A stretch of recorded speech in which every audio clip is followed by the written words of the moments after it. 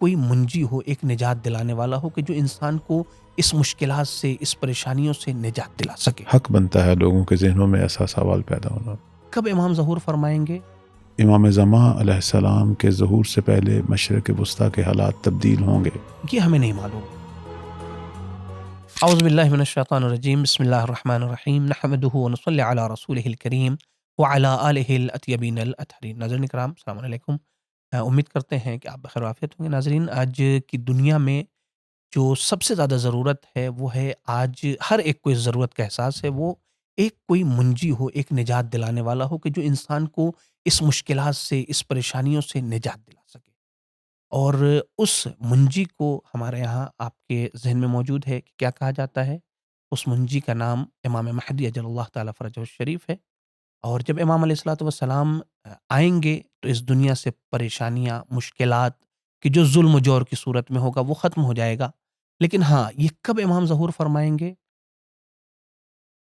ہاں، لیکن اس کے لیے ائمہ اطہار علیہم الصلوۃ والسلام نے کچھ علامات بیان کی ہیں، اور ان علامات میں سے کچھ علامتیں بعض لوگ کہہ رہے ہیں کہ آج ظاہر ہو چکی ہیں، بلکہ بہت سے لوگ تو یوٹیوب پہ آ کے، فیس بک پہ آ کے یا دوسری جگہوں کے اوپر آ کے بیان کر رہے ہیں کہ یہ علامت یقینی علامت ہے اور بہت جلد امام کا ظہور ہونے والا ہے۔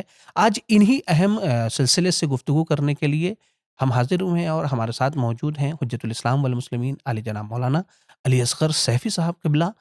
قبلہ کی خدمت میں سلام عرض کرنا چاہوں گا، اور گفتگو کو شروع کرنے سے پہلے میں مولانا کا تعارف کرا دوں کہ آغا ہمارے مہدویت کے ایکسپرٹ ہیں، متعدد سال سے ایک پوری زندگی گزاری ہے انہوں نے اپنی مہدویت کے سلسلے سے، درس دینے سے، تحقیق کرنا، کتابیں تالیف کرنا۔ 40 سے زیادہ کتابیں مہدویت اور کلام کے موضوع پر آغا نے لکھی ہیں اور مقالات لکھے ہیں۔ اس طریقے سے علم کلام کے موضوع پر بھی آغا کی مضبوط پکڑ ہے، اور اس سلسلے سے وہ تدریس کرتے ہوئے چلے آ رہے ہیں۔ اس لیے میں آغا کی خدمت میں یہ عرض کرنا چاہوں گا، آغا آج آپ کو زحمت دی ہے واقعاً، اور شکریہ بھی ادا کرنا چاہتے ہیں کہ آپ نے ہماری آواز پہ لبیک کہا اور حاضر ہو گئے کہ اس اہم موضوع کے اوپر، کہ جو جوانوں کے لیے بہت ہی اہم ہے اور آج کے زمانے کے لیے بہت ہی اہم ہے، اس موضوع پر گفتگو کی جائے۔ تو آغا، میں آپ کی خدمت میں یہ عرض کرنا چاہوں گا کہ یہ جو زمانے کے حالات چل رہے ہیں، یعنی ابھی یہ جو سفیانی کا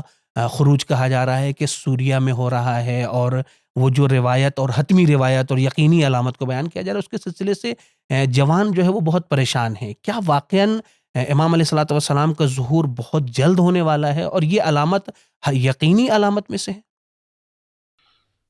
بسم اللہ الرحمن الرحیم۔ میں بھی آپ سب کی جو مہربان اور ماشاءاللہ مولا کے سرباز ہیں آپ سب، اور یہ اس سب ٹیم ورک کو سلام کرتا ہوں، اور اسی طرح اپنے ناظرین کی خدمت میں بھی سلام و ادب عرض کرتا ہوں۔ چونکہ آج کا یہ جو موضوع ہے اور یہ سوال ہے، یہ تقریباً دنیا میں جہاں جہاں بھی ہمارے مومنین موجود ہیں اور سب جو ہیں یہ سوال ذہن میں رکھتے ہیں، چونکہ بڑی تیزی سے دنیا کے حالات بدل رہے ہیں، جی جی، اور بالخصوص مشرق وسطیٰ جو ہے اس میں جنگیں، خون ریزی اور حکومتوں کا تبدیل ہونا، اور یہ سارے مسائل چونکہ بہت ہی کم وقت میں یہ تیزی سے یہ حالات اور یہ شرائط تبدیل ہوئی ہیں، اس لیے لوگ جو ہیں یہ سوچنے پہ مجبور ہو گئے کہ کہیں کچھ ہونے والا ہے۔ جی اور وہ تمام بشارتیں اور خبریں جو مولا امام زمان علیہ السلام کے ظہور کے بارے میں ہیں، اور ان میں بھی چونکہ مشرق وسطیٰ کے حالات کا ذکر ہے، جی، تو اس لیے حق بنتا ہے لوگوں کے ذہنوں میں ایسا سوال پیدا ہونا۔ میں اس حوالے سے کچھ مراحل کے ساتھ جو ہے وہ جواب دینا پسند کروں گا، تاکہ جی ہاں، مسئلہ جو ہے وہ کلیئر ہو۔ اس میں تو کوئی شک نہیں کہ امام زمان علیہ السلام کے ظہور سے پہلے مشرق وسطیٰ کے حالات تبدیل ہوں گے، اور ہم جا اسی طرف رہے ہیں۔ اب ہم یہ نہیں کہہ سکتے کہ عن قریب ظہور ہونے والا ہے، یا کوئی دن یا کوئی سال ہم معین کرنے بیٹھ جائیں، چونکہ اس کی ائمہ علیہم السلام نے سختی سے جو ہے وہ جی منع کیا، اور کہا کہ ہر شخص چاہے وہ کسی بھی مقام پر ہو، یہ باقاعدہ حدیث ہے ہماری کتابوں میں کہ معصوم نے فرمایا کہ اگر کوئی شخص کسی بھی مقام پر ہو، اگر وہ امام قائم کے ظہور کی پیشین گوئی کرتا ہے یعنی ان کے لیے کوئی دن یا کوئی سال یا کوئی ٹائم معین کرتا ہے. جی جیسا کہ 5ویں امام علیہ السلام کی حدیث ہے کہ کذب الوقاتون، 3 بار امام نے یہ جی جملہ جی ارشاد فرمایا تھا. وہ بھی اپنی جگہ. اس کے علاوہ کہ کوئی جس مقام پر بھی ہو اگر وہ ان کے ظہور کا وقت معین کرتا ہے تو اس کی تکذیب کرنے کا ہمیں حکم ہے. ہاں کہ آپ ان کی تکذیب کریں، آپ ان کو جھٹلائیں. ایک تو یہ بات ہے. دوسری بات جو ہے وہ یہ ہے کہ ہم جا اسی طرف رہے ہیں. آخر ہم نے جانا جو ہے وہ عصر ظہور کی طرف ہے، اس میں کوئی شک نہیں. اور یہ سفر ہمارا اسی طرف ہے. اور مشرق وسطیٰ میں یا ہمارے ارد گرد جو دنیا میں جو حالات تبدیل ہو رہے ہیں، یہ ساری چیزیں جو ہیں یہ ائمہ علیہم السلام نے جو کچھ امام مہدی علیہ السلام کے ظہور سے پہلے دنیا کے حالات ہوں گے، یہ سب چیزیں جو ہیں بتا رہی ہیں کہ ان کا کلام جو ہے وہ صداقت پر مبنی تھا. ٹھیک ہے. میں یہاں سب سے پہلے اپنے تمام ناظرین کی خدمت میں واضح کروں گا کہ 2 چیزیں ہیں. ایک ظہور سے پہلے کے حالات ہیں اور ایک علامات ظہور ہیں.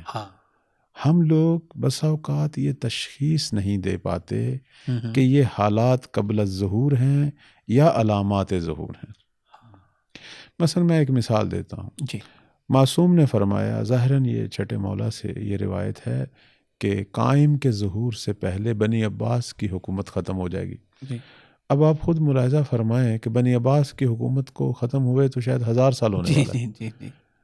تو بعض لوگ اسے علامت کے طور پر پیش کرتے ہیں، حالانکہ یہ ظہور سے پہلے حالات ہیں. ظہور سے پہلے حالات کا مطلب یعنی امام قائم کے آنے سے پہلے دنیا کئی حادثات، کئی واقعات دیکھے گی.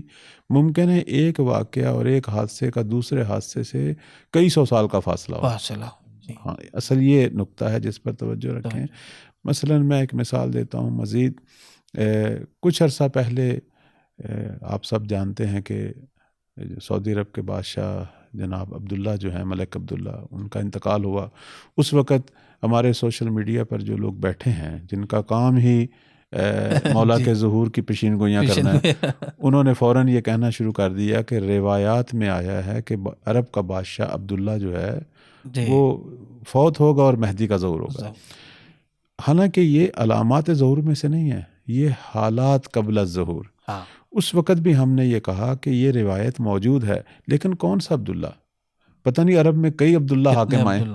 صحیح بات. ایک تو جیسے ابھی بھی آج کل بھی ایک روایت جو ہے وہ گردش کر رہی ہے اور لوگ اس کو بنیاد بنا کے پھر اس طرح کی فضا جو ہے وہ بنا رہے ہیں کہ روایتوں میں آیا ہے کہ حاکم دمشق فرار ہوگا تو امام مہدی کا ظہور ہوگا. ہمارا پھر بھی ہمارا پھر بھی یہی سوال ہے کہ کون سا حاکم دمشق؟ پتہ نہیں کتنے دمشق کے حاکم فرار ہوں. بالکل. لہذا ہم نہیں کہہ سکتے کہ یہ جو موجودہ بشار اسد جو ہے اس کا فرار ہونے کا جو ہے وہ ربط ہے امام مہدی علیہ السلام سے. نہیں کہہ سکتے، 100% نہیں کہہ سکتے. یہ پھر وہی تطبیق ہوگی. اسی طرح آپ کو یاد ہوگا اس سے پہلے کرونا بیماری آئی تھی. اس وقت ہمارے سوشل میڈیا پر اور ہمارے جو خطیب حضرات ہیں انہوں نے اپنے ممبرز پر جو ہے وہ فوراً ایک شور مچا دیا کہ یہ وہی سفید موت ہے جو امام مہدی علیہ السلام کے ظہور سے پہلے آئے گی اور بس اب ظہور ہونے والا ہے. یا وہ روایت آگا کہ جس میں کہا گیا ہے کہ 2/3 جو ہے وہ لوگ اس زمانے سے پہلے جو ہے وہ مر جائیں گے. 1/3 جو ہے وہ جنگ سے اور 1/3 جو ہے وہ بیماری سے. جی. حالانکہ ایسا نہیں ہوا. ہوا نہیں ایسا. اتنے لوگ نہیں مرے دنیا کے اندر. 2/7 لوگ ابھی تک نہیں مرے. لیکن اگر کچھ نہ کچھ یہ کہا جا سکتا ہے یہاں پر کہ حالات اس روایت کو پہلے اگر بیان کیا جاتا آج سے کورونا سے پہلے کہ یہ حالات ہوں گے اور یہ مشکلات ہوں گی تو اس وقت لوگ تصور بھی نہیں کر سکتے تھے اس قسم کی چیزوں کا.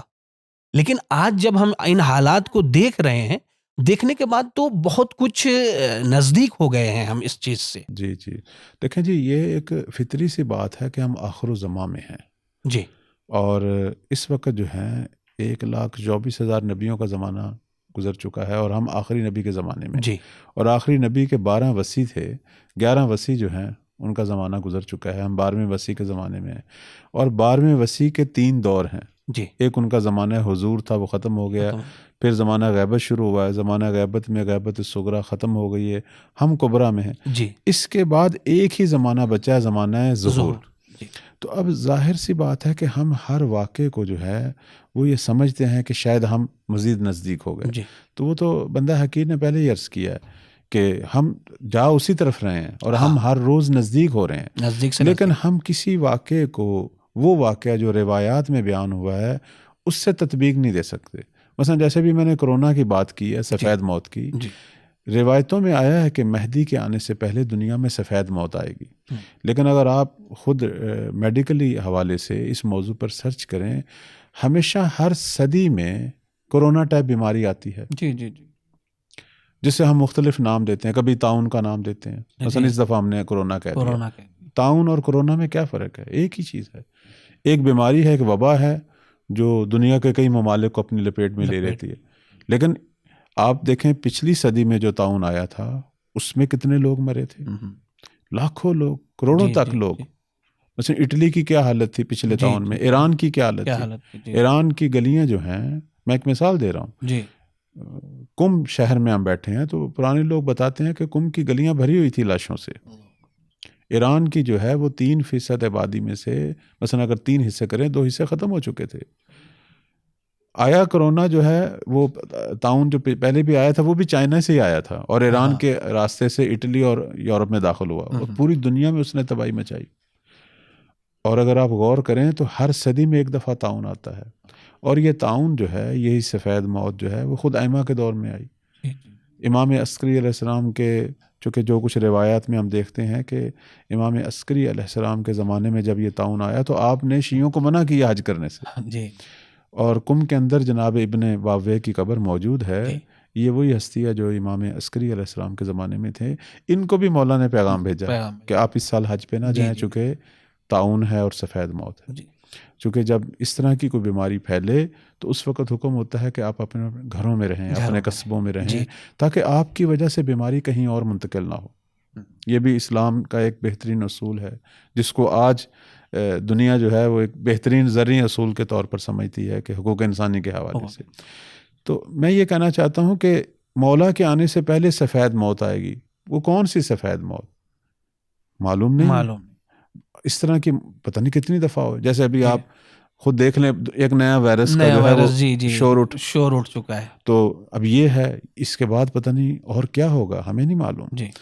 تو ہم جو ہیں اپنے ارد گرد جو مسائل ہیں، اگر ہم ان پر غور کریں، میں ایک چیز جو ناظرین کی خدمت میں عرض کروں گا اور آپ بھی اس پر 100% اتفاق کریں گے، پچھلے جو دور گزرے ہیں خون ریزی کے اعتبار سے اور بیماریوں کے اعتبار سے، اس وقت دنیا بہتر حالات میں ہے.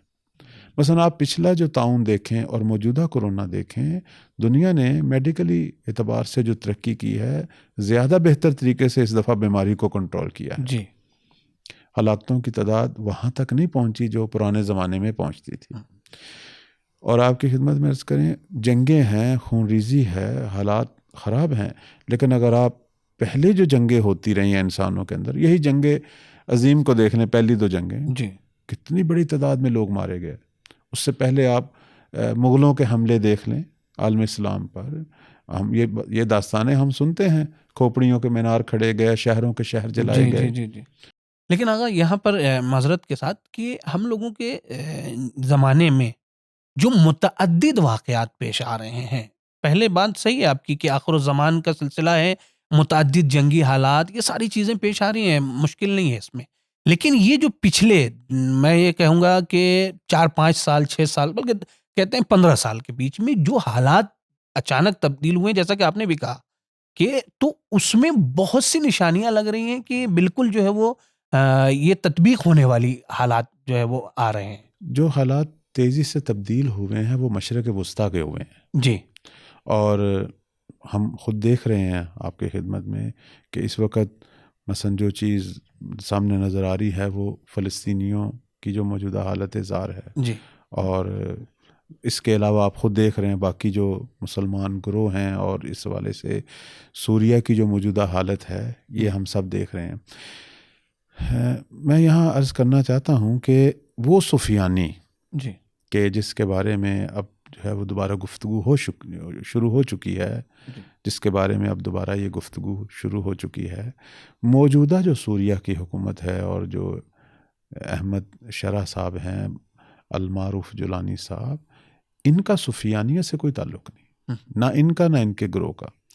ان کے اندر کوئی ایسی خصوصیت ہم نہیں دیکھ رہے کہ جو سفیانی شخص اور اس کے گروہ میں پائی جاتی ہے، یعنی جو ائمہ اطہار علیہ السلام نے بیان کی ہیں۔ جی، میں اس کی ایک چیز واضح طور پر بیان کروں آپ کی خدمت میں، وہ سفیانی جس کے بارے میں ہماری روایات اور احادیث ہیں، اگر آپ اس کے بارے میں تمام روایات کو جمع کریں، وہ سفیانی وادی یابس سے نکلے گا۔ جی، وادی یابس آپ جانتے ہیں کہ اردن اور سوریہ کے درمیان والا علاقہ ہے، یعنی ایک ایسا علاقہ ہے کہ جہاں کوئی نہ درخت ہے نہ نباتات ہیں، خشک علاقہ ہے، وہاں سے اس نے نکلنا ہے، اور ماہ رجب میں اس کا خروج ہوگا، جی، ماہ رجب، اور اس کی کل حکومت 6 ماہ ہے، 6 ماہ سے 9 ماہ، 6 ماہ سے 9 ماہ۔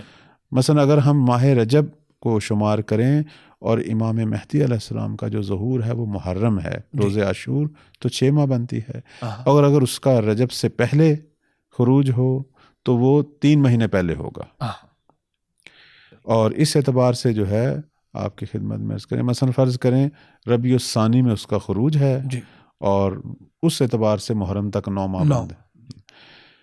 اب یہ جو موجودہ موصوف ہیں جولانی صاحب جو ہیں اور ان کی جو پارٹی ہے، ان کی تحریک آپ دیکھ لیں، اور پھر دوسری جو چیز ہے وہ جو خصوصیات بیان ہوئی ہیں سفیانی کی شخصی خصوصیات، کہ اس کا چہرہ جو ہے وہ سرخ رنگ کا ہوگا، اور اس کے چہرے جو ہے وہ بہت ظالمانہ ہوگا، اور پھر اس کا جو نعرہ ہوگا، اور جو ایک اور چیز جو میں یہاں بیان کروں گا وہ یہ ہے کہ سفیانی نے اس وقت آنا ہے جب اس علاقے میں جنگ کرکیسیہ شروع ہو چکی ہوگی۔ جنگ کرکیسیہ کو ہمارے ناظرین ضرور پڑھیں، اور بلکہ میں سوشل میڈیا پر بھی جو لوگ بیٹھے ہیں انہیں بھی کہوں گا کہ جب بھی سفیانی کی بات کرنی ہے تو پہلے جنگ کرکیسیہ کی بات کریں، چونکہ سفیانی نے اسی وقت اٹھنا ہے جب اس پورے علاقے میں جنگ کرکیسیہ ہوگی۔ جنگ کرکیسیہ خود تورات اور انجیل کی روح سے اسے ارمگڈون کا عنوان دیا گیا ہے، اس کا انتظار عیسائی اور یہودی بھی کر رہے ہیں، ہم مسلمان لوگ اسے کرکیسیہ کے عنوان سے۔ معذرت، اگر جنگ کرکیسیہ کو 2 سے 3 منٹ میں آپ بیان کر دیں۔ جنگ کرکیسیہ کہاں شروع ہوگی؟ بعض کہتے ہیں فلسطین میں شروع ہوگی، وہاں جو ہے یہ ایک سلسلہ ہے پہاڑیوں کا جسے کوہ کرکیسیہ کہتے ہیں، جو شام تک جاتا ہے۔ اچھا، بعض کہتے ہیں یہ شام میں شروع ہوگی، اور اس کے اندر دنیا کے مختلف گروہ اپنی بھرپور طاقت سے آپس میں لڑیں گے کہ ائمہ فرماتے ہیں ان میں سے کوئی گروہ حق پہ نہیں ہوگا، اور شیعوں کو یہ حکم ہے کہ جب بھی اس علاقے میں باطل گروہ آپس میں لڑیں، آپ نے اپنے گھروں میں بیٹھ جانا ہے، آپ نے کسی کے ساتھ شریک نہیں ہونا، بلکہ واضح طور پر جو فرمان ہے معصوم کا کہ مرد اپنے چہرے ڈھانپ لیں، شیعہ مرد اپنے چہرے ڈھانپ لیں، مطلب ہے کہ وہ اپنے آپ کو شو نہ کریں، کسی کے ساتھ جو ہے وہ نہ ملیں، چونکہ یہ سارے باطل لوگ ہیں۔ اب یہ کس کے درمیان ہوگی؟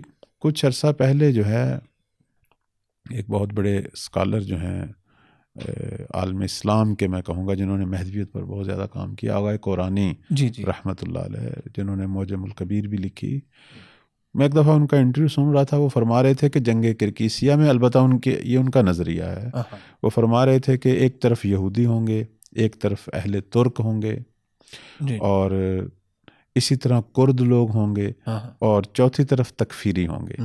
یہ 4 گروپس ہوں گے جو شام پر اور فلسطین پر اپنا تسلط پیدا کرنے کے لیے جو ہے آپس میں لڑیں گے۔ اچھا، ان کی لڑنے کی وجہ کیا ہے؟ وہاں کوئی خزانہ دریافت ہوگا، یعنی چونکہ فرات کی جو نہر ہے اس کا تعلق بھی وہیں ہے، اسی کرکیسیہ کی پہاڑیوں سے ہے، کہ یہاں کوئی خزانہ ہوگا جو زمین سے ظاہر ہوگا، اس خزانے کو پانے کے لیے یہ باطل گروہ جو ہیں وہ اکٹھے ہوں گے اور آپس میں لڑیں گے۔ اب ظاہر ہے یہ ساری چیزیں مثالوں کے ساتھ اور کنایہ کے ساتھ بیان ہوئی ہیں، اب خزانے سے کیا مطلب ہے وہ اب ایسا معلوم ہو جائے گا۔ لیکن ایک بہت بڑی جنگ ہوگی کہ جس کے بارے میں ہمارے ائمہ فرماتے ہیں کہ اتنی بڑی تعداد میں انسان مارے جائیں گے کہ پھر لاشوں کو دفن کرنے کا یا دفنانے کا نہ ٹائم ہوگا نہ انتظام ہوگا، اور درندے اور چرند پرند جو ہیں یہ سب جو ہیں اللہ تعالیٰ کی طرف سے. اب یعنی مثال اس طرح امام نے بیان کی کہ ایک انسانوں کی لاشوں کا دسترخوان بچھے گا جنگ کرکیسیا کے بارے میں، کہ جسے درندے اور پرندے جو ہیں آسمانی وہ کھائیں گے. اور اس جنگ کرکیسیا میں کون غالب آئے گا؟ سفیانی.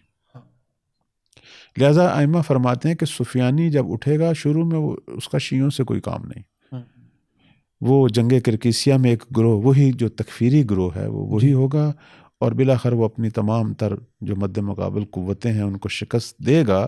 جب وہ جنگ کرکیسیا میں کامیاب ہوگا اس وقت دنیا کے کچھ حصے اس کے قبضے میں ہوں گے. اب میں دوبارہ آتا ہوں سفیانی کی طرف. سفیانی نے جب اٹھنا ہے تو اس نے 5 نقطوں پر قبضہ کرنا ہے. 5 حصے جن پر سفیانی کا قبضہ ہوگا، ایک دمشق ہے، ایک حمص ہے، ایک کنسرین ہے، ایک فلسطین ہے، اور ایک اردن ہے. یہ 5 جگہیں ہیں جن پر سفیانی کا قبضہ ہوگا. اور امام صادق علیہ السلام نے جس وقت یہ فرمایا اس وقت سرزمین شامات یا شام ان 5 نقطوں پر مشتمل تھی. آج یہ 5 نقطے جو ہیں وہ 2-3 ملکوں میں تقسیم ہیں. مثلا وہ جو پہلے 3 حصے ہیں یا پہلے 3 جو علاقے ہیں، دمشق، کنسرین اور حمص، یہ سوریہ کے حصے ہیں. فلسطین ایک علیحدہ ملک ہے جو اسرائیل کے کنٹرول میں ہے. اور اردن جو ہے، جو پہلے ایک شہر ہوتا تھا یا ایک چھوٹی سی ریاست، یا وہ ایک مملکت ہے. جی. اب اگر آپ اچھا یہاں ایک مزید بھی اضافہ کروں، پرانا جو فلسطین ہے لبنان اس کے تحت تھا. اب لبنان اس سے جدا ہو گیا. اگر آپ موجودہ دور کے حساب سے اس روایت پر تجزیہ کریں تو سفیانی نے جب اٹھنا ہے اور جنگ کرکیسیا میں اس نے فتح پانی ہے تو اس کے بعد اس کا 5 حصوں پر کنٹرول ہے. یعنی موجودہ دور کے اعتبار سے 4 ممالک پر وہ قبضہ کرے گا. سوریہ بھی اس کے قبضے میں ہے، اسرائیل فلسطین جو ایریا وہ بھی اس کے قبضے میں ہے، اردن بھی اس کے قبضے میں ہے، اور لبنان بھی. تو یہ 4 ممالک جو ہیں ان پر اس کی حکومت قائم ہوگی. یہاں سے اس کی آغاز حکومت ہے. یعنی یہاں پر یہ کہا جا سکتا ہے کہ یہ ابھی وہ سفیانی نہیں، ٹھیک ہے، لیکن میرے ذہن میں ایک چیز سوال یہ آ رہا ہے کہ ابھی ابتدا ہے، سوریہ پہ اس کا کنٹرول ہے. ممکن ہے کہ آگے اردن، فلسطین، لبنان تینوں پہ اس کی حکومت ہو. یعنی 4 حکومت ممکن ہے یا ممکن نہیں ہے؟ جی دیکھیں، پہلے جب داعش آئی تھی، داعش جو ہے اس کے اندر اس طرح کی علامات زیادہ تھیں. چونکہ سفیانی کے بارے میں یہ کہا گیا تھا کہ وہ شام سے عراق میں داخل ہوگا، روایات میں ہے وہ ایک لشکر حجاز کی طرف بھیجے گا اور ایک عراق میں، اور اس کا جو ہے عراق پر قبضہ ہو جائے گا. داعش جو ہے وہ عراق کے اندر گھس چکی تھی، یعنی سوریہ کا بھی بڑا حصہ اس کے پاس تھا، عراق میں. اس وقت زیادہ یہ گمان لگ رہا تھا کہ یہ وہی سفیانی ہے. لیکن اس وقت بھی ہمارے علماء نے، ماہرین نے منع کیا تھا. انہوں نے کہا تھا کہ نہیں، داعش کو 2-2.5 سال گزر چکے تھے. انہوں نے کہا سفیانی کا کل ڈرامہ جو ہے وہ 15 مہینے سے زیادہ نہیں چلے گا. 6 مہینے یا 9 مہینے اس کا امام کے ظہور سے پہلے ہے. اس کے بعد پھر امام کا ظہور اور مسلسل جنگیں ہیں اور اس کا جہنم واصل ہو. ہاں، تو آگے بس یہاں سے میں ایک وہ کرنا چاہوں گا، کیونکہ جو علامات، حتمی علامات ہیں، یقینی علامات ہیں کہ جس کے بعد امام علیہ السلام کا ظہور ہوگا، اس میں سے ایک سب سے پہلی علامت سفیانی کو بیان کیا جاتا ہے. اب جو آپ نے ذکر کیا کہ 15 مہینہ، 9 مہینہ اور پھر 6 مہینہ ظہور کے بعد، تو اس درمیان میں 2-3 اور حتمی یقینی علامات بیان کی گئی ہیں کہ ایک تو خسف بیدہ ہے اور دوسرے جو ہے وہ خروج یمانی ہے. یہ تینوں تقریباً جو ہے وہ ملے جلے رہیں گے. تو اگر اس کے بارے میں اور تھوڑی سی جو ہے وضاحت ہو جائے تو. پہلے آپ یہ بتائیں کہ سفیانی کے مسئلے میں تمام باتیں واضح ہو چکی ہیں، آپ سمجھتے ہیں کہ سوال جو ہے وہ اس کا جواب مل گیا ہے؟ دیکھیں، نہیں، اس ضمن میں، یعنی ان علامتوں کے ضمن میں آنے کے بعد ہم آخر میں ایک خلاصے کے طور پر بیان کریں گے کہ کس طریقے سے اس علامت کو آج کے زمانے سے جو ہے وہ ہم لوگ تطبیق دے سکتے ہیں یا نہیں. موجودہ جو حکومت ہے سوریہ کی، میں اس کے بارے میں ایک چھوٹا سا تبصرہ کروں گا. جی بہتر. وہ یہ ہے، میں یہ کہوں گا کہ یہ سفیانی تو نہیں ہے، لیکن سفیانی ایک بڑی موج ہے، اور ایک بڑی موج سے پہلے جو چھوٹی چھوٹی موجیں اٹھتی ہیں جن سے ایک بڑی موج تشکیل پاتی ہے. داعش ہو یا جولانی کا تکفیری گروہ ہے، یہ وہی چھوٹی موجیں ہیں جنہوں نے بعد میں اس بڑی موج میں تبدیل ہونا ہے. بہت ہی اہم. یہ نقطہ جو ہے وہ آپ بھی اپنے ذہن میں رکھیں اور ناظرین کی خدمت میں بیان کروں گا کہ اس خطے کے اندر یہ جو بھی حرکت ہم دیکھ رہے ہیں اس کا انجام سفیانیت پہ ختم ہونا ہے، لیکن ہر حرکت کو ہم سفیانی نہیں کہہ سکتے. ہاں، ہم اس کا مقدمہ کہہ سکتے ہیں، اس کی تمہید کہہ سکتے ہیں، آغاز کہہ سکتے ہیں. اب وہ کتنے سال لگیں گے، جی، 10 سال لگیں گے، چند سال لگیں گے، چند مہینے لگیں گے، یہ ہمیں معلوم نہیں ہے. جی. ہاں، تو لہٰذا پہلا مسئلہ تو یہ ہوا کہ آنا سفیانی نے اسی جگہ سے ہے. ٹھیک ہے. لیکن آپ خود دیکھ رہے ہیں موجودہ دور کے اندر کسی شخص کا 4 ملکوں پر قبضہ کرنا یہ کوئی آسان بات نہیں. تو بس ٹائم لگے گا ایک ایسی قوت کو ابھرتے ہوئے کہ جو اتنی طاقتور ہو کہ جو چند مہینوں میں دنیا کے 4 ممالک پر قبضہ کر جائے. ہوگا ضرور، چونکہ ہمارے ائمہ کا فرمان ہے. جی، ہوگا ضرور، لیکن ابھی ہم کسی ملک کے اندر یا کسی گروہ کے اندر ایسی پاور نہیں دیکھ رہے. اسی لیے ہم منع کرتے ہیں کہ آپ ان لوگوں کو سفیانی نہ کہیں، چونکہ سفیانی کی خاص خصوصیات ہیں کہ جو ان لوگوں کے اندر نہیں پائی جاتی.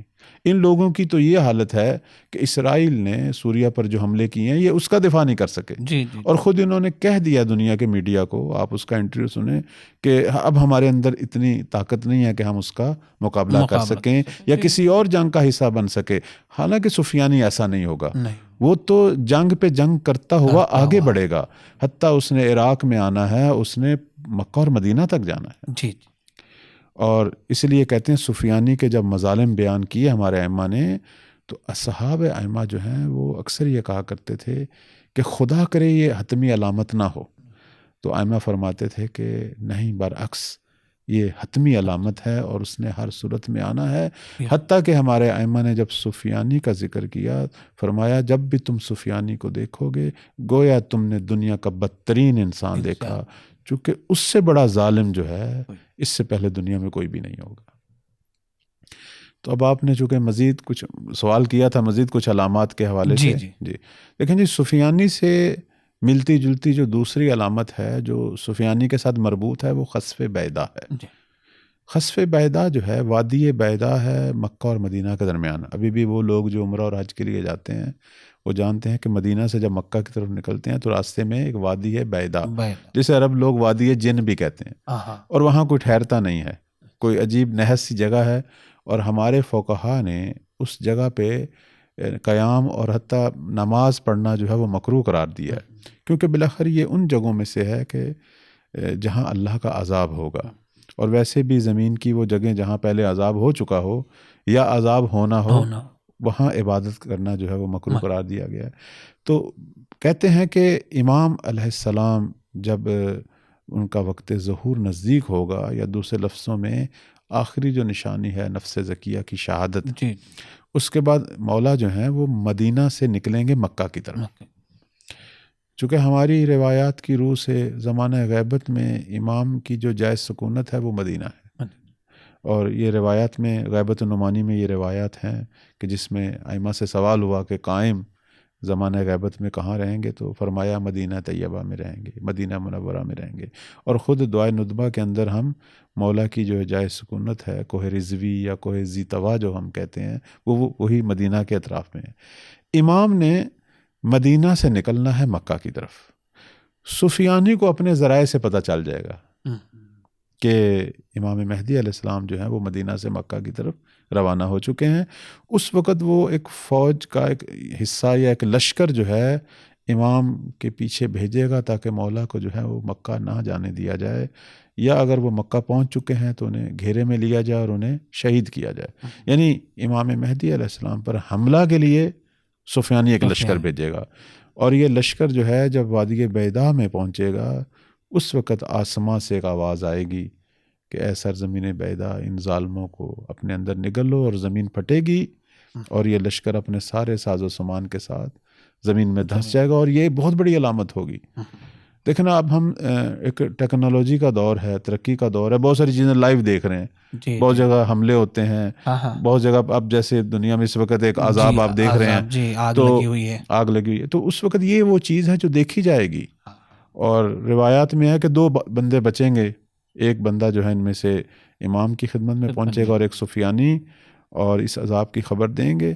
تو یہ عذاب اللہ تعالیٰ کی طرف سے ایک بہت بڑی مدد ہوگی امام مہدی علیہ السلام کے قیام میں، چونکہ امام نے قیام کرنا ہے، ابھی ان کی سپاہ تشکیل نہیں پائی، اور شروع میں خدا جو ہے اس ظالم کے شر سے اس طرح اللہ تعالیٰ انہیں بچائے گا، اور یہ خدا کی الہی امدادوں میں سے ایک مدد ہوگی جو امام مہدی کو حاصل ہوگی۔ تو یہ ایک اہم ترین علامت ہے جو سفیانی کے ساتھ مربوط ہے، اسی کا ایک لشکر جو ہے وہ تباہ ہوگا، کہ جس کے بعد سفیانی جو ہے وہ ضعف کا شکار ہوگا، وہ چونکہ وہ اپنے آپ کو بہت بڑا اسلامی رہنما، اور دوسرے لفظوں میں وہ سمجھتا تھا کہ میں شاید مہدی ہوں، میں خدا کی طرف سے بہت بڑی ہستی ہوں۔ وہاں جب اللہ کا عذاب اس پہ، اس کی فوج پہ نازل ہوگا تو ظاہر ہے وہ بھی ضعف کا شکار ہوگا، وہ بھی احساس خطر کرے گا امام مہدی علیہ السلام کے ظہور سے، اور اس کے بعد ظاہر ہے امام مہدی علیہ السلام کا ظہور ہے، یعنی خسف بیدا اور نفس زکیہ کی شہادت جو ہے یہ آخری علامات میں سے شمار ہوتی ہیں۔ تو یہاں تک کچھ اہم باتیں ہم لوگوں کے لیے واضح ہو گئی کہ خروج سفیانی جو آج سے ریلیٹڈ کہا جا رہا ہے کہ یہ سیریا والا مرحلہ، وہ یقینی نہیں ہے، یہ چھوٹی چھوٹی موجیں ہیں کہ جو ایک بڑی موج کو جو ہے وہ بنانے میں اور تشکیل دینے میں سازگار ہوں گی، اور پھر اس کے بعد سے یہ 2-3 علامتیں ہیں کہ جو ایک ساتھ وجود میں آنے والی ہیں۔ تو یہ جو علامت ائمہ اطہار علیہ السلام نے بیان کی، جب ہم یہ کہہ رہے ہیں کہ آج یعنی یہ والا سفیانی جو ہے وہ حقیقی سفیانی نہیں ہے، تو یہ ائمہ اطہار نے علامتیں کیوں بیان فرمائی ہیں، کہ وجہ کیا تھی، کہ کیا ضرورت تھی اس کو بیان کرنے؟ دیکھیں جی، علامات بیان کرنے کا جو فلسفہ ہے وہ یہ ہے، اور یہ بہت اچھا سوال ہے آپ کا، اور میں آج واضح کرنا چاہتا ہوں، ظہور علامتوں پہ موقوف نہیں ہے، ظہور اسباب پہ موقوف ہے، شرائط پہ موقوف ہے، دوسرے لفظوں میں ہم اور آپ کی تیاری پہ موقوف ہے۔ علامتوں کا فلسفہ کیا ہے؟ علامتیں سچے اور جھوٹے مہدی کے درمیان فیصلہ کرنے کے لیے ہیں، تفقیق دینے کے لیے ہیں، ہمیں بتانے کے لیے ہیں کہ یہ جس نے دعویٰ کیا ہے مہدی ہونے کا، یہ سچا ہے یا جھوٹا ہے۔ میں بطور مثال پیش کرتا ہوں، جب قادیانی نے، آپ جانتے ہیں پاک و ہند میں ہی یہ فرقہ بنا، جب یہ مرزا قادیانی نے مہدی ہونے کا دعویٰ کیا تھا، اس وقت علماء اسلام نے ایک سوال کیا تھا کہ اگر آپ وہی مہدی ہیں تو اس مہدی کی کچھ علامتیں تھیں، تو وہ کہاں ہیں؟ کہاں ہے سفیانی، کہاں ہے آسمانی آواز، کہاں ہے یمنی کا قیام؟ اس نے پھر جھوٹی تعویلیں کی۔ اسی طرح جب ایران کے اندر سید محمد علی باب نے یہاں مہدی ہونے کا دعویٰ کیا، قاجاری حکومت تھی، اس وقت علماء شیعہ نے اس سے بھی یہی سوال کیا تھا کہ اگر آپ مہدی ہیں تو پھر وہ علامات ظہور کہاں ہیں؟ علامات ظہور کا فلسفہ جو ہے وہ یہ ہے کہ ہم میں سے کوئی بھی نہیں جانتا امام زمان کس شکل و صورت کے ہیں، ہم نے تو نہیں دیکھا ہوا، وہ کچھ ہستیاں ہیں جن کو تشرف ہوتا ہے، ان سے ہٹ کر باقی دنیا تو نہیں جانتی۔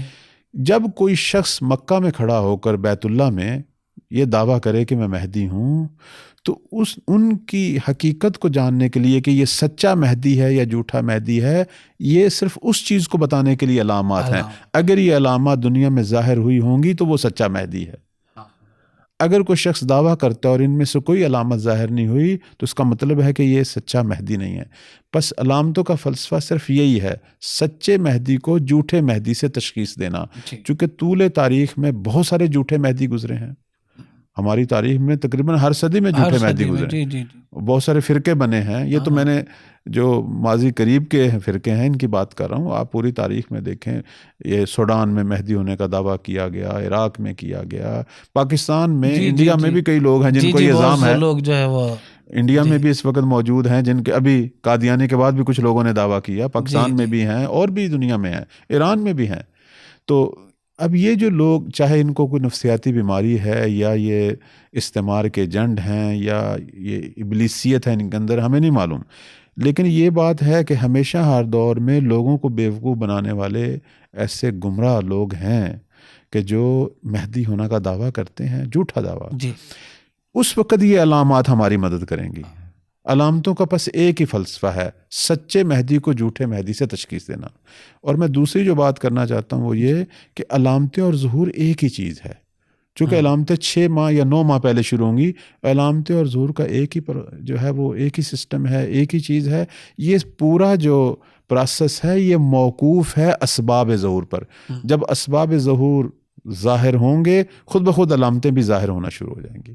اگر پھر جب اسباب کی بات آ گئی تو وہ اسباب کو بھی جو ہے وہ ہمارے لیے واضح کر دیں کہ یہ اسباب کون سے ہیں، تاکہ ناظرین کے لیے بھی واضح ہو جائے اور خود ہم لوگوں کا جو اصل یہ ہے کہ امید ہے، یعنی جو کہ میں نے شروع میں کہا کہ منجی ہیں امام علیہ الصلوۃ والسلام، اور ساری نجات جو ہے وہ بشریت کی منحصر ہے امام علیہ السلام پہ، تو اس امید کو کس طریقے سے ہم ان اسباب کو پورا کرنے میں خود ہماری کیا ذمہ داری ہوگی؟ جی، عرض خدمت یہ ہے کہ اسباب ظہور میں ایک چھوٹی سی مثال دیتا ہوں. سب سے پہلے کہ دنیا میں جب بھی کوئی انقلاب آیا کسی جگہ پہ، چاہے آپ ایران کے انقلاب اسلامی کو دیکھیں یا فرانس کا انقلاب بڑا مشہور ہے، جی جی، جب بھی کہیں انقلاب آتا ہے اس وقت 2-3 چیزیں ہوتی ہیں جو انقلاب کو تشکیل دیتی ہیں. ایک اس انقلاب کے لیے ایک شخص جو تمام تر قیادت اور رہبریت کے بہترین اوصاف کا حامل ہو، جس میں یہ تمام صلاحیتیں ہوں کہ وہ بہترین انداز سے فیصلے کرے، اس کے اندر مدیریت ہو، انتظامی جی صلاحیتیں ہوں، حتیٰ آنے والے حالات سے وہ ایک سمجھتا ہو کہ آگے کیا ہونا ہے، اس سے پہلے جو اپنے آپ کو تیار کرے. یعنی ایک مدبر قائد، ایک مدبر یعنی ایک رہبر، لیڈر، ایک رہبر کی طرح. ایک ضرورت ہے. ٹھیک. دوسرے مرحلے میں جو ہے وہ یہ ہے کہ اس کا ساتھ دینے کے لیے لوگ ہوں جو اس پر اعتماد کرتے ہوں، اس پہ یقین رکھتے ہوں اور بالآخر ہر صورت میں اس کے پیچھے چلنے کو تیار ہوں. تیسرا جو ہے لوگوں کا تیار ہونا. صرف اس پہ اعتماد کرنا کافی نہیں ہے، اس کو امام ماننا کافی نہیں ہے، عملی طور پر اس انقلاب سے پہلے جو کام کرنے چاہیے تھے وہ کر کے دکھائیں، جس کو ہم آج کے دور میں ہم کہیں گے وظائف منتظرین کی بحث. امام زمان اجل اللہ فرج الشریف کے حوالے سے اگر ہم شرائط کی بحث کریں تو 3 چیزیں ہیں: خود امام مہدی علیہ السلام کا وجود، دوسرا ان کا انصار کا ہونا، تیسرا انصار کی تیاری یا آمادگی. یہ 3 نقطے جو ہمارے ذہن میں ہونے چاہیے. اللہ تعالیٰ نے اپنے حصے کا کام کر دیا، خدا نے مہدی بھیجنا تھا بھیج دیا، اور ان کو تمام تر ضروری صلاحیتوں سے مالا مال کر دیا. اللہ نے ان کو علم دینا تھا، دے دیا. ان کو اللہ نے طولانی عمر دے دی، ان کو جوانی دے دی، شجاعت دے دی، تمام چیزوں کے ساتھ وہ تیار ہیں. امام اپنی تمام تر قوتوں کے ساتھ تیار ہیں. 2 چیزیں جو ہیں وہ نہیں ہیں. ایک انصار نہیں ہے، دوسرا اگر ہیں تو ابھی تیار نہیں ہیں.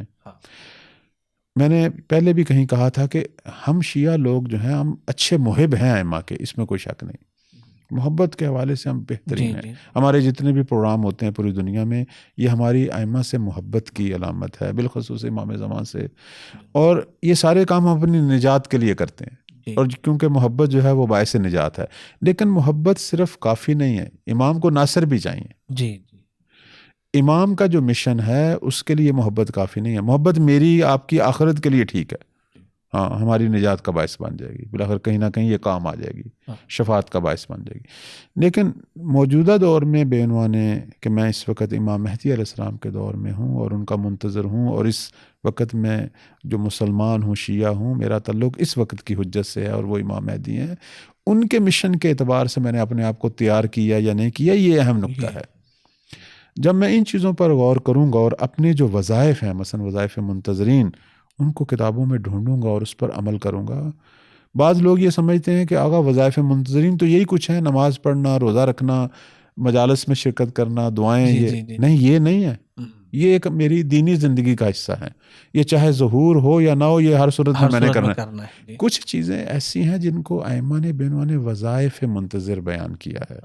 جب تک وہ شروع نہیں ہوں گے، اور وہ شروع نہیں ہوئے، اگر ہیں تو بہت کم ہیں، نتیجتاً وہ جو ایک گروہ امام زمان علیہ السلام کے ظہور سے پہلے تشکیل پانا چاہیے، جس کو ہم 313 اصحاب خاص بھی کہتے ہیں، اور اسی طرح 10 یا 12 ہزار جوان، وہ ابھی تک تشکیل نہیں پایا. اب میں نہیں یہ کہہ سکتا کہ وہ 313 میں سے بعض موجود ہیں یا نہیں. ہو سکتا ہے بعض ہوں، لیکن 313 کے عدد تک نہیں پہنچے. وہ جوان جو ہیں وہ 10,000، ان میں سے ہو سکتا ہے 1,000، 1,200، 2,000 ہوں، لیکن وہ 10,000 کے عدد تک نہیں پہنچے. جب تک وہ موجود مطلوبہ تعداد ہمیں حاصل نہیں ہوگی مولا کو، اس وقت تک آغاز ظہور نہیں ہے. دیکھیں، بہت سارے لوگ علامات میں ظہور ڈھونڈتے ہیں. میں یہ ناظرین کی خدمت میں کہوں گا، کبھی بھی مولا کے ظہور کو زلزلوں میں نہ ڈھونڈیں، جیسے ترکی اور شام میں زلزلہ آیا تھا اس وقت بھی سوشل میڈیا پر جی بہت زیادہ ظہور کی باتیں۔ جی بیماریوں میں نہ ڈھونڈیں، جی جیسے کورونا کے وقت سب کہہ رہے تھے مولا کا ظہور ہونے والا ہے، لیکن کیا ہوا؟ کچھ بھی نہیں۔ ابھی کچھ عرصہ پہلے لبنان غزہ جو جنگ تھی اس پر سب لوگوں نے ظہور کی باتیں شروع کی۔ خون ریزی میں ظہور نہیں ہے، دمشق کے حالات خراب ہوئے ہیں، کسی ملک کے حالات کے خراب ہونے میں ظہور نہیں ہے۔ مولا کا ظہور ان حادثوں میں نہ ڈھونڈیں، مولا کا ظہور اپنے وجود میں ڈھونڈیں۔ سادی سی بات ہے، میں خود چند فٹ کا میرا وجود ہے، آیا یہ واقعاً امام پر فدا ہونے کے لیے تیار ہوا ہے یا نہیں؟ مولا کی نصرت کے لیے میں تیار ہوا یا نہیں؟ جب ہمارا ہر جوان اس نہج پر سوچنا شروع کرے گا، دنیا کے حالات بالکل اسی طرح کے ہو جائیں گے جس طرح کے ہونے چاہیے۔ مولا کا ظہور اور اس سے پہلے علامات سب منتظر ہیں میں اور آپ کی تیاری پہ، یعنی خود امام بھی ہمارے انتظار میں۔ آپ دیکھیں ہماری تاریخ کے بہت بڑے عالم گزرے ہیں، خواجہ نصیر الدین توسی جنہیں ہم محقق کہتے ہیں کلامی دنیا میں، علامہ حلی کے استاد تھے۔ علامہ حلی نے انہی کی گفتگو کو، تجرید الاعتقاد جو ان کی گفتگو تھی، انہی کو شرح کیا اور کشف المراد لکھی۔ خواجہ نصیر الدین توسی رحمۃ اللہ جو علم کلام کے بادشاہ ہیں، یعنی ہماری تاریخ تشیع میں ان سے بڑھ کر کوئی متکلم نہیں، انہوں نے جب مہدویت پر غور و فکر کیا تو یہ نتیجہ نکالا کہ غیبت کا باعث دشمن نہیں ہے، باہر کے حالات نہیں ہیں، غیبتہ منا، ہم خود شیعہ ہیں، ہم خود باعث بنے ہیں کہ مولا پردہ غیبت میں گئے، اور ہم ہی باعث بنیں گے کہ مولا ظہور فرمائیں گے۔ اصل نقطہ یہی ہے۔ درست ہے علامات آئیں گی جب میں اور آپ تیار ہوں گے، اور وہ ہمارے اطمینان قلب کے لیے ہے۔ جیسے کہتے ہیں آسمانی آواز والی علامت جب ظاہر ہوگی، جب یہ ماہ رمضان میں، بعض کہتے ہیں ماہ رجب میں ہے، جب یہ آسمانی آواز جسے ندائے آسمانی کہتے ہیں، یہ بھی مولا کے ظہور کی ایک اہم علامت ہے اور حتمی علامت ہے۔ اس وقت دنیا تشیع کے اندر ایک سرشاری کی لہر دوڑے گی، وہ لوگ جو منتظر تھے، تیاری کیے بیٹھے تھے، وہ خوش ہوں گے اور سب پھر مکہ کی طرف روانہ ہو جائیں گے۔ حتیٰ کہ ہماری روایات میں آیا ہے اور یہ احادیث میں موجود ہے کہ اگر کسی گھر میں کوئی مرد نہیں نکلے گا امام مہدی کی مدد کے لیے تو گھر کی عورتیں اس کا بازو کھینچ کے اسے گھر سے نکالیں گی کہ جاؤ، اس وقت فاطمہ زہرا کے بیٹے کا ظہور ہونے والا ہے اور وہ آپ کی مدد کے منتظر ہیں۔ یعنی دنیا تشیع کے اندر یہ تحول ہوگا۔ اس کا مطلب کیا ہے؟ مطلب یہ ہے کہ پہلے سے تیاری ہو چکی ہے، یعنی تیاری ہو چکی ہے، اب صرف لوگ منتظر ہیں ظہور کے۔ یا جیسے کہتے ہیں نفس زکیہ کی جب شہادت ہوگی، روایات کہتی ہیں مولا کے ناصر پوری دنیا میں جہاں بھی ہوں گے سجدوں میں گر جائیں گے اور کہیں گے پروردگارہ اب ہم سے ظلم برداشت نہیں ہوتا۔ اتنا بڑا واقعہ ہے، نفس زکیہ کی شہادت بہت بڑا واقعہ ہوگی۔ رکن و مقام کے درمیان ایک سید، اور وہ بھی ایک برجستہ شخصیت ہوگی کہ جن کو ذبح کیا جائے گا، اور دنیا جو ہے ایک دلخراش منظر ہوگا نا۔ مولا کے جو ناصر ہیں پھر وہ جو ہے وہ صبر نہیں کریں گے، اتنا گریہ کریں گے، اتنی دعائیں کریں گے کہ ہم تیار ہیں، ہم ہر قسم کی قربانی دینے کے لیے تیار ہیں، صرف ہمارے قائد، ہمارے آقا، ہمارے مولا، ہمارے امام کے ظہور میں تعجیل کر، تاکہ ہم ان کی قیادت میں دنیا سے ظلم کو ختم کریں اور اللہ کا نظام نافذ کریں۔ جی، تو یہاں تک ہم لوگوں کی گفتگو سفیانی اور ان علامات کے سلسلے سے ہو چکی ہے، اور ساتھ ہی ساتھ آپ نے جو یہ ذکر کیا کہ کچھ وظائف، اس وظائف پر بہت مختصر کہ ان وظیفے کی طرف ابھی تک بڑھ نہیں سکے ہیں، تو اگر صرف عنوان کے تحت، چونکہ وقت شاید بہت زیادہ ہو رہا ہے، عنوان کے تحت کہ جس کے اوپر ہم لوگ شاید آگے گفتگو کریں اگر پھر کبھی موقع رہا، لیکن یہاں پر آج ایک ابتدائی گفتگو اگر ہو جائے تو بہت ہے۔ دیکھیں جی، میں صرف عنوان بیان کروں گا جیسے کہ آپ نے فرمایا، چونکہ ٹائم نہیں ہے کبھی، یہ چونکہ ایک مستقل موضوع ہے، میں صرف ان وظائف کی طرف اشارہ کروں گا کہ جو ابھی ہم نے شروع نہیں کیے اور یہ مولا کے ظہور سے مربوط ہیں۔ سب سے پہلا وظیفہ حمدلی تھا۔ دیکھیں اس وقت دنیا تشیع بدترین افتراق کا شکار ہے۔ امام نے فرمایا تھا، اور یہ شیخ مفید علیہ رحمہ کو جو توقیع شریف صادر ہوئی احتجاج تبرسی میں ہے، جس میں معصوم نے ایک شکوہ کیا تھا، اور اس میں فرمایا تھا کہ اگر ہمارے شیعہ اجتماع قلوب کا ذکر ہے، ہم دل ہوتے۔ دیکھیں جی، ہم دلی کا مطلب جسمانی طور پر چند تنظیموں کا اکٹھا بیٹھنا نہیں ہے، جیسے کسی ایشو میں چند لوگ اکٹھے بیٹھ جاتے ہیں جی جن کے دل آپس میں بغض میں بھرے ہوتے ہیں، جسم اکٹھے ہوتے ہیں. مولا نے فرمایا جسموں کے ساتھ ساتھ جب تک دل اکٹھے دل رہیں، علی اجتماع القلوب، علی اجتماع القلوب. اب ایک ہمدلی ہے جو کہ ہم دیکھ رہے ہیں کہ نہیں ہو رہی، جی. نہ خواص میں اور نہ عوام میں. لہٰذا یہاں پر ضرورت ہے کہ اس ہمدلی کی طرف جو ہے وہ پورا یعنی ایک سسٹم بنے کہ جہاں سے اختلافات اور یہ جو دوری بنی ہوئی ہے اور ہم دل نہیں ہیں اس پہ آ کے ہم لوگ کام کریں. اب یہ کیسے ہوگا؟ اس کا آغاز تولا اور تبرہ سے ہونا تھا. تولا تبرہ کا ہم نے معنی غلط کیا ہوا ہے، وہ صرف لعنت کرنا ہے. حالانکہ تولا اور تبرہ سبب ہے ہمدلی کا. اس موضوع پہ کوئی کام نہیں ہوا. انشاءاللہ کبھی موقع ہوگا تو میں اس موضوع پہ گفتگو کروں گا. ایک تو موضوع تھا ہمدلی کا، دوسرا موضوع تھا خود ذکر امام کے عام ہونے کا. اس وقت آپ دیکھیں دنیا میں مولا علی علیہ السلام اور امام حسین علیہ السلام کے علاوہ کس امام کا ذکر عام ہے؟ اور بالخصوص جن کی ہم امت ہیں ان پر کتنا کام ہوتا ہے، ہمارے بڑے بڑے اجتماع، جلسے، پروگرام، لیکن وقت کے امام کے ذکر سے خالی. یہ دوسرا مسئلہ تھا. تیسرا جو مسئلہ ہے وہ امر بالمعروف تھا. چوتھا مسئلہ جو ہے وہ مومنین کی خدمت تھی، عمرا کا، فقراء کی خدمت کرنا اور صلہ رحمی کا بڑھنا. یہ وہ چیزیں ہیں جو واقعاً ہمارے معاشروں میں کم ہو رہی ہیں، یا ہیں ہی نہیں یا کم ہے. لوگوں کا زیادہ رجحان دعاؤں کی طرف ہے، مختلف قسم کے وظائف اور عملیات کی طرف ہے. خود بندہ حقیر سے لوگ ہر روز یہی پوچھتے ہیں کہ قبلہ کوئی وظیفہ بتا دیں، کوئی عمل بتا دیں، کوئی دعا بتا دیں. ہم لوگوں کے پاس بھی یہی سوال آ رہا ہے کہ مولانا یہ بتائیے کہ ہم امام زمانہ کے خاص سپاہی اور انصار بننا چاہتے ہیں، کوئی دعا بتا دیں. حالانکہ یہ ساری چیزیں جو ہیں وہ ہمارا مومنین کے درمیان جو تحرک ہے اس سے وابستہ ہیں. جی بس انشاءاللہ کبھی اس موضوع پر ٹائم ہوا تو آپ کی خدمت میں ان تمام چیزوں کو اگر تو یہ 5 چیزیں بہت ہی اہم، یعنی واقعاً ایک ایسی بنیادی چیز ہے کہ جو امام زمانہ جل اللہ تعالیٰ شریف کے ظہور سے بہت زیادہ جو ہے وہ ہم کو نزدیک کرے گی. یہ ذمہ داریاں یہاں پر آخر میں ایک دو سوال جلدی میں آپ کی خدمت میں عرض کرنا چاہوں گا. ایک تو یہ کہ ہمیشہ ہم لوگ سنتے چلے آئے ہیں کہ دنیا ظلم جور سے بھر جائے گی، دنیا ظلم جور سے بھر جائے گی تب امام آئیں گے. حالات جو دیکھ رہے ہیں ہم، غزہ میں ہو، سیریا میں ہو، پارا چنار میں ہو، دوسری دنیا میں ہر جگہ جہاں پہ بھی دیکھیں آپ، ہمارے ملک کے حالات کو دیکھیں، انڈیا کے حالات کو دیکھیں، وہاں پر بھی ظلم کی کیفیت حد سے زیادہ بڑھ چکی ہے. اس کو کس طریقے سے جو ہے وہ ہم توجیہ کر سکتے ہیں کہ یہ ظلم وہ ظلم نہیں ہے کہ جو امام زمانہ جل اللہ تعالیٰ فرجہ شریف کے ظہور سے پہلے تو بات یہ ہے کہ یہ بات ہی غلط ہے کہ دنیا جو ہے مولا کے ظہور سے پہلے ظلم سے بھرے گی. اس طرح کی کوئی بات ہماری روایات میں ذکر نہیں ہے.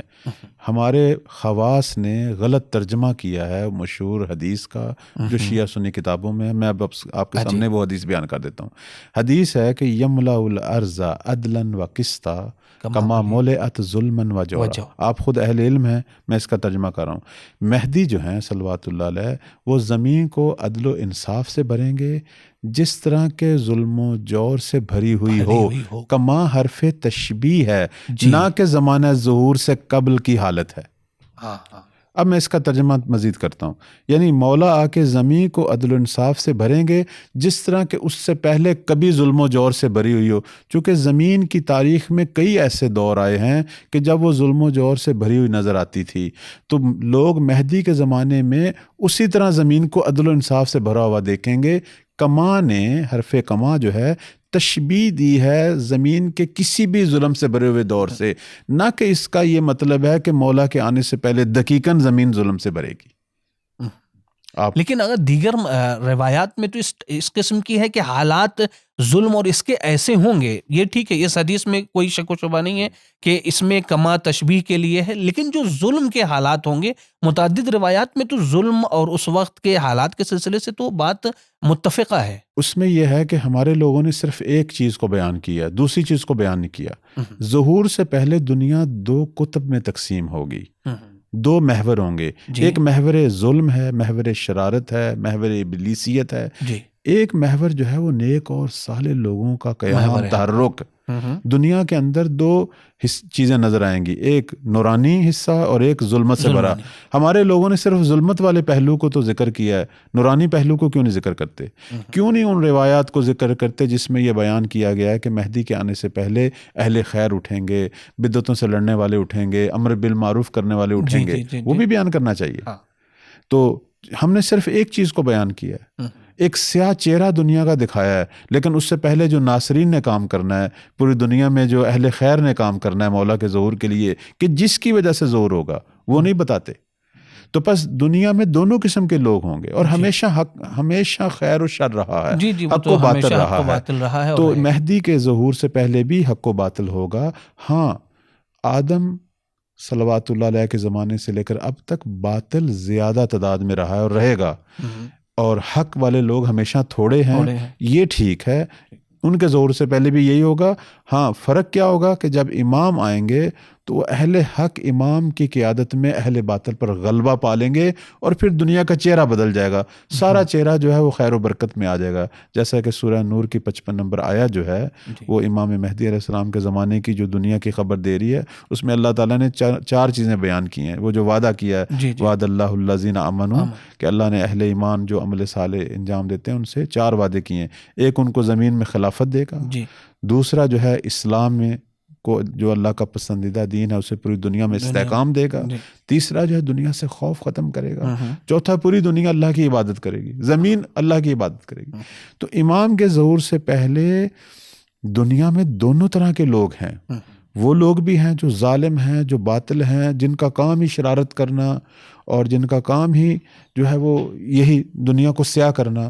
لیکن ان کے مد مقابل وہ لوگ بھی ہوں گے کہ جو اہل خیر ہیں، جو اصلاحی کام کر رہے ہیں، جو بدعتوں سے لڑ رہے ہیں، جو انحرافات سے لڑ رہے ہیں، جو ظالموں کے سامنے کھڑے ہیں، اور وہ اس کام میں اتنا آگے بڑھ جائیں گے کہ یہ اہلیت پیدا کر جائیں گے کہ اب ایک امام کی قیادت میں پوری دنیا کے ظالموں سے ٹکرا لیں. تو پس ناصرین، منتظرین اور اہل خیر کی جو جد و جہد ہوگی امام کے ظہور سے پہلے، اس کو بھی مد نظر رکھنا چاہیے. ہم نے صرف اس پہلو کو بیان کیا ہے، نتیجتاً لوگوں کو مایوس کر دیا ہے. یعنی بس یہ کہا جا سکتا ہے اس گفتگو سے آپ کی کہ یہ جو ظلم ہے اور ظلم سے جو ہے وہ دنیا بھر جائے گی، یہ جو مشہور کیا گیا ہے، ضروری نہیں ہے کہ ظلم جو ہے اسے دنیا بھرے. ٹھیک ہے، ممکن ہے کہ ظلم جو ہے وہ زیادہ نظر آئے، لیکن اس کے بنسبت جو ہے وہ خیر اور جو ہے وہ عدل ہوگا، لیکن کم ہوگا. صرف امام جب آئیں گے تو اسی خیر والی قوتوں کو منظم کر کے اپنی قیادت میں پوری دنیا سے ظلم کو ختم کریں گے. اور یہ ہمیشہ رہا ہے. ہمارے پیغمبر اسلام صلی اللہ علیہ وسلم نے جب پہلی جنگ لڑی تھی تو ایک طرف 1000 کا لشکر تھا اور ایک طرف 313 کا تھا. تو میں یہی کہتا ہوں، آپ 1000 والے کو تو بیان کرتے ہیں، 313 کو کیوں نہیں بیان کرتے؟ 313 اگرچہ کم تھے، لیکن پیغمبر کی قیادت میں اتنے قوی ہو چکے تھے، ایمانی ظاہری اعتبار سے فرشتے بھی ان کی مدد کو آ گئے تھے، اور ایمانی اعتبار سے اتنے قوی ہو چکے تھے کہ اس 1000 والے لشکر پر جو ہے انہوں نے برتری پیدا کر لی. اب بظاہر 313 جو ہے وہ 1000 کا تیسرا حصہ ہے، لیکن یہ تیسرا حصہ اتنا قوی تھا کہ اپنے سے 3 برابر لشکر پر جو ہے وہ غالب آ گیا. امام کے ظہور سے پہلے اہل خیر اور اہل شر میں بھی یہی نسبت ہے. اگر ایک طرف 313 ہیں تو ایک طرف جو ہے آپ سمجھ لیں 1000. تو لیکن یہ اتنے قوی ہوں گے کہ امام جب تشریف لائیں گے تو ان کی قیادت میں اتنے منظم ہو جائیں گے کہ ان اہل شر پر جو ہے وہ غلبہ پیدا کریں گے. تو پس ہم ظہور سے پہلے دونوں قسم کی حرکت کو دیکھ رہے ہیں، دونوں قسم کی تحریکوں کو دیکھ رہے ہیں. لیکن یہ بات کہنا کہ زمین فقط ظلم سے بھرے گی، اس پر کوئی دلیل نہیں ہے. اور اسی وجہ سے چونکہ صرف اسی پہلو کو بیان کیا جاتا ہے، بعض لوگوں نے یہ غلط تصور پیدا کر لیا ہے کہ بس ٹھیک ہے، مولا کا ظہور جو ہے وہ ظلم زیادہ کرنے سے گویا ہونا ہے، تو بس گناہ زیادہ کرو تاکہ مولا کا ظہور ہو. اور یہ بہت بڑا انحراف ہے، چونکہ درست جب نہیں بتایا جاتا، کبھی بھی حرام سے خیر نہیں ظاہر ہوتا. امام منبع خیر ہیں، اس سے پہلے پتہ نہیں کتنی خیر کی قوتیں کام کریں گی کہ جس کا نتیجہ ظہور مہدی ہوگا. بے شک اصل یہی ہے کہ جوانوں کی ذمہ داری بھی یہی ہے، اور ان علامات کو بیان کرنے کی ایک وجہ یہ بھی ہے. اور اس حالات میں یعنی اگر اب جیسا کہ ہم لوگوں نے گفتگو میں آپ نے بھی بتایا کہ یہ جو سفیانی ہے یہ وہ سفیانی نہیں ہے. ہماری ذمہ داری کیا ہے؟ ہماری ذمہ داری یہ ہے کہ ہم چاہے یہ ظہور سے زمانہ متصل ہو یا متصل نہ ہو، ہر صورت میں ہم اپنی وہ ذمہ داری کے اوپر عمل کرتے رہیں کہ جس کی طرف آپ نے بھی اشارہ کیا ہے 4-5 مورد، اور انشاءاللہ آگے بھی اس کی طرف اشارہ ہوگا. اگر متصل ہو گیا زمانے ظہور سے ہمارا زمانہ تو بہت اچھا ہے کہ امام کی زیارت ہوگی، اور اگر متصل نہیں ہو سکا اور ہمارے درمیان میں وہ جو دعائے عہد کا جملہ ہے کہ اگر موت حائل ہو گئی تو پھر ہماری دعا وہی ہے کہ خداوند متعال ہمیں اٹھائے قبر سے کس عالم میں، کہ ہم جو ہے وہ کفن پہنے ہوئے ہوں، شاہرن سیفی، اور مجردن قناتی ملبین دعوت الدائی، یہ کیفیت ہو کہ ہاتھ میں تلوار ہوگی اور دوسرے ہاتھ میں نیزہ ہوگا۔ آپ کا آخر میں بہت شکریہ پھر سے ادا کرنا چاہوں گا۔ آخر میں اگر کوئی اور جو ہے وہ ایسا کوئی پوائنٹ ہے تو بیان کر دیں، نہیں تو میں بھی آپ کا بھی شکریہ ادا کروں گا اور ناظرین کا کہ محبت سے انہوں نے سنا، اور اللہ کرے ہم سب جو ہیں وہ ملت بنے جو مولا کے ظہور کا باعث بنے بے شک اور ان کے خدمت گزار ناصر بنے۔ میں صرف یہاں یہی کہوں گا کہ مولا کے دو طرح کے ناصر ہیں، کچھ زمانہ غیبت کے ناصر ہیں اور کچھ زمانہ ظہور کے ناصر ہیں، اور جو کچھ میرا مطالعہ ہے زمانہ غیبت کے ناصروں کو زمانہ ظہور کے ناصروں پر فوقیت حاصل ہے، اور ان کی عظمت زیادہ بیان ہوئی ہے، چونکہ یہ کسی کو بھی نہیں دیکھ رہے تھے اور لیکن مولا کے لیے کام کر رہے تھے۔ باقیوں نے تو دیکھا اور کام کیا، تو ان کے بارے میں پیغمبر اسلام کا فرمان ہے کہ یہ وہ لوگ ہوں گے کہ جنہوں نے سفید کاغذوں پر سیاہی سے لکھی ہوئی تحریریں دیکھی ہوں گی اور مجھ پہ ایمان رکھتے ہوں گے، اور یہ مینارہ خیر ہوں گے اور یہ ہدایت کے مینار ہوں گے۔ تو ان کی عظمت بہت بیان ہوئی ہے، لہٰذا مایوس نہیں ہونا چاہیے کہ اگر جی ہماری زندگی میں مولا کا ظہور نہیں ہوا، وہ اللہ بہتر جانتا ہے، لیکن ہم اسی حالت میں اپنے امام کے لیے بہت سارا کام کر سکتے ہیں۔ اسی لیے امام باقر علیہ السلام کا یہ فرمان ہے کہ جو قائم کی معرفت رکھتا ہوگا اس کے لیے فرق نہیں پڑتا کہ ظہور پہلے ہو یا بعد میں ہو، وہ ہر لحظہ اپنے آپ کو قائم کے خیمہ میں ہی سمجھتا ہے انشاءاللہ۔ خداوند متعال سے یہی دعا ہے کہ خداوند متعال ہمیں اس طریقے سے زندگی گزارنے کی اور زندگی بسر کرنے کی توفیق عنایت کرے کہ جس طریقے سے زمانے کے امام چاہتے ہیں، اور پوری کوشش ہماری یہ ہونی چاہیے کہ ان اسباب کو مکمل طریقے سے ہم آمادہ کریں کہ جس میں جو ہے وہ امام زمان اجل اللہ تعالیٰ فرج شریف کے ظہور میں آسانیاں فراہم ہو سکے اور کوئی رکاوٹ ہم ایجاد نہ کر سکیں۔ تو امید ہے کہ انشاءاللہ یہ پروگرام آپ کے لیے مفید ثابت ہوا ہوگا، اور انشاءاللہ پھر ایک نئے موضوع کے ساتھ حاضر ہوں گے۔ خدا حافظ۔